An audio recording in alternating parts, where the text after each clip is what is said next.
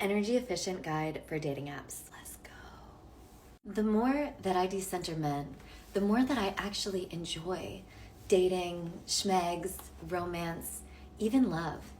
And I think part of it is because I've developed systems for working through the parts of the stuff that's normally really heavy and like super And for a lot of people, I feel like dating apps are one of the main things that are super and energy draining. And that is why I'm really excited to share my super comprehensive system that I created with y'all. And it's so freaking beautiful outside. Thought maybe we could go for a walk together. So to start, step 0 is you should be viewing your profile itself as a means of filtering people out, as opposed to attracting the most amount of people possible. You want qualified leads, baby. So you can get really specific. I once said, like, I'm looking for a tantric practice partner, minimum once a week commitment. That's what I was looking for. You want something that really shows your vibe. You want these people vetted. What's good about this is that you can always do market research, see how it goes, and then change it later. Now, number 1, swipe when you're feeling it. Swipe when you're feeling it. You might be saying, but I'm not in the mood. I'm never in the mood. I find it exhausting and all the prospects suck. And that's the whole point. Then it just makes me sad and frustrated. Well, is there anything you can do to get in the mood? Can you swipe with a friend? Can you pretend that it's your own little special dating show and it's just this endless train of potential suitors? Can you pour yourself a really nice drink, put on your favorite song? And I don't know, for me, I would just try and catch whenever I was doom scrolling anyway. And I'd set a little timer for 5 or 7 minutes. And I'd be like, I'm going to go to the apps instead. These trees. Best moss on the block. And now that you actually are there swiping, you're there for you, right? And so I would make these little games for myself, which are, you know, kind of like personal self-connection, self-development games, which might sound kind of lame, but I promise they're hot and fun and also deeply meaningful. And for example, I am just going to really open up to my intuition and guidance and let myself be led. Or I'm just going to really enjoy pressing that big red button that goes, no, no, no, no, no, no, no, no, no. Or I'm going to let my inner girl swipe. Side note, she loves guys with long hair, apparently. I'm going to swipe only if I would smash, or I'm going to swipe specifically to get out of my type.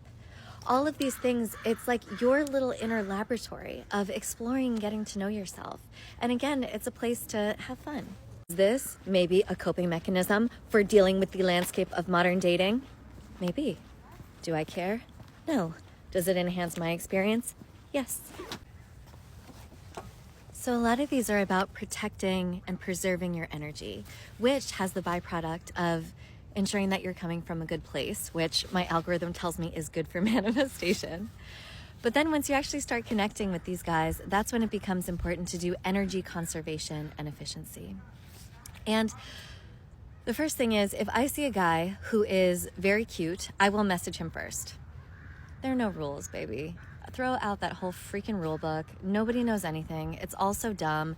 Men are so lonely and so compliment starved all the time for the most part, except for like a few, you know, big fish or whatever who get a lot of attention thrown at them. If you throw even just a little something out, it takes no effort for you. And I think it can mean a lot to a guy. I've never gotten a man be like, oh, I can't believe you messaged me first. That totally turned me off. And in fact, I've gotten the total opposite where it's like, oh, hey, oh, wow, oh, hey. And so if I see a super cute guy, I really like his profile, I'm really into it, I will message him the same standard message every time. Again, conservation. I will do, hey, you're cute, pink flower emoji, because I think it's very girly and yawnerific. Other than that, I will wait for him to contact me. Now, half the time, guys will message with something about your profile, like, oh, I noticed this or that, and so I'll respond to it. The other half of the time, the guys write, hey, what's up? Hey, hottie, what you doing? In which case, again, I have a very standard response, which, gosh, I wish I could write backwards. I will say, hey, cutie, having such a cozy night at home, listening to fill in the blank music. I fill this in with my music, you fill it in with yours. About to fill it in the blank with an activity. I will write this no matter what I'm doing because it gives him something to respond to, and then you can volley back and forth. Now, I hate texting, and I find it a draining waste of time, especially with some guy from the internet you never know if you'll see again. So I will limit this banter, this volleying back and forth between maybe 2 to 10 more times. And as soon as I get the sense that I would want to see this guy again, I write him this. Really enjoying connecting with you.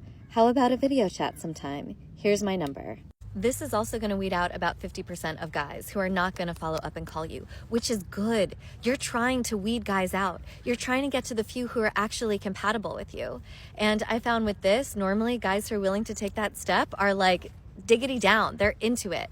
And they're either going to text you and be like, try and set up a time, or they're going to like be like, oh, I'll call you at this time later tonight. I also, at this point, I don't meet anyone out in person without a video chat. 1, for safety, 2, for efficiency, because I can tell from a video chat if there's a vibe, and I can do that in 10 minutes in my jammies from the comfort of my own home, as opposed to having to get all dressed up and having to go out and spend an hour somewhere with someone. It gives me so much more control, and it gives me the same information I need to be able to determine if I want to move forward. Also, when I'm video chatting, I try and be as real as possible. So instead of feeling victimized and trapped in a horrible situation, having the same boring conversation again, I will use that 10 minutes or whatever to practice self-amusing, to say, what's interesting to me? Like, oh, I was reading this interesting book, or what do you think about this? Proposing topics, or oh, I'm in the middle of doing this. You're using the video chat itself as yet another venue to connect with yourself, to center yourself, to express, to enjoy on the video call. Here's my flowchart. If you are having no fun, you can say you are getting a work or family call. And then I like to follow up with a text to seal the energetic loop. And these are all copied, pasted in a notes app for me, so I don't have to retype them. Appreciate you taking the time to call. It doesn't feel like the best fit for me. Wishing you all the best. I think that's kind, a little follow-up. Now, if you're not sure, you can say, on the call, in person, when you're getting off the phone, has been great chatting. Let me feel into this, and I'll be in touch soon if I want to meet up.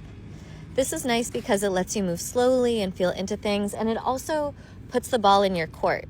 Right? You're the one deciding. You're in the power position about whether you want to meet up or not. And then let's say you're getting a strong yes. At the end, I say, I'm really enjoying spending time with you. Notice the escalation in language, where now we're spending time. We're not just chatting. I'd love to meet up in person. What do you think? Consent. He says yes. He might say he needs more time or whatever. If he says yes, I make this little joke. Great, you should take me out on a date sometime. Usually they laugh. And then, if possible, I try and schedule right then and there because I don't want to be texting about it afterwards. And if some guy's like, mlah, mlah, mlah, mlah, then I say, well, why don't you plan something fun and invite me? Then I leave it up to them and God to reach out again. Now back to these guys not sure. If I feel into it and it's a no, I send them the follow-up text. If I feel into it and it's a yes, I say, you should take me on a date sometime. If I feel into it and it's still not sure, I downgrade them to a coffee shop date, which is I go to a coffee shop right near my house. It closes at 6. I say to meet there at 5 or 5:30. I love coffee shop date because it's on my home turf in a place I feel comfortable, and it's time boxed to 30 minutes or an hour because the place is going to close. So by the time that comes up, I can decide if I wanted to go further. I have in my mind already a lounge to get a second beverage, a nice park nearby to walk to, or a restaurant I like that we could go get a meal if I'm feeling very strong. If I'm not into it, I'll leave and then send the follow-up text. If I'm not sure, I'll say, this has been great, I need more time, and then go from there. Do you feel the energy conservation? Let me know if you want part 2 for post-first date tips, and follow on Substack for more.